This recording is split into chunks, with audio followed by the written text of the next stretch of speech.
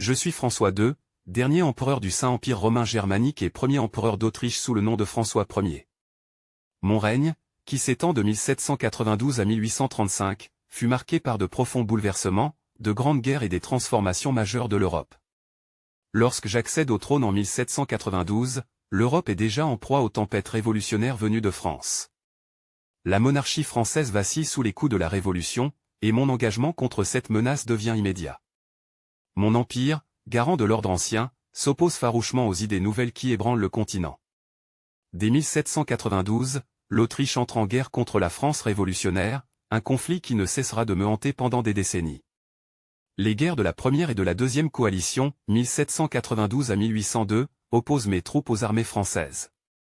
Malgré des succès initiaux, nos forces subissent des défaites face aux généraux républicains, notamment sous Bonaparte. En 1801, contraint par la situation militaire, je signe la paix de Lunéville, reconnaissant la perte de nombreuses possessions autrichiennes en Italie et en Allemagne. Mais l'ascension de Napoléon Bonaparte ne laisse aucun répit.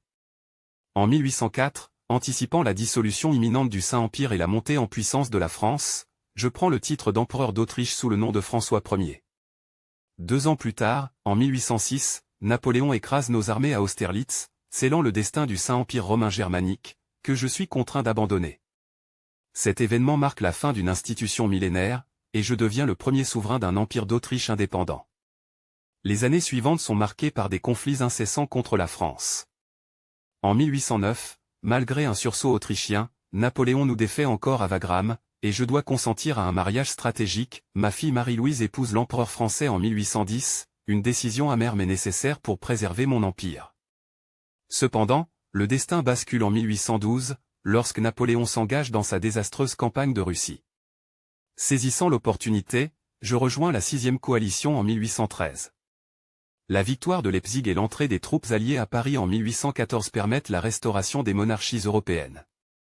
Lors du congrès de Vienne, 1814 à 1815, sous la direction de mon chancelier Metternich, nous réorganisons l'Europe afin de restaurer l'ordre monarchique et éradiquer les idéaux révolutionnaires.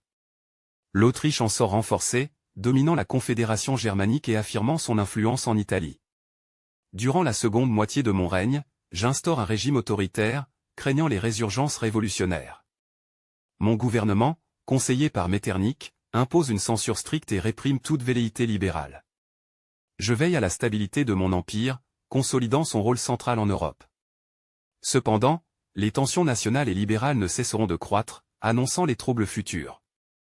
Après plus de 40 ans de règne, je m'éteins en 1835, laissant un empire solide mais confronté à de profonds défis.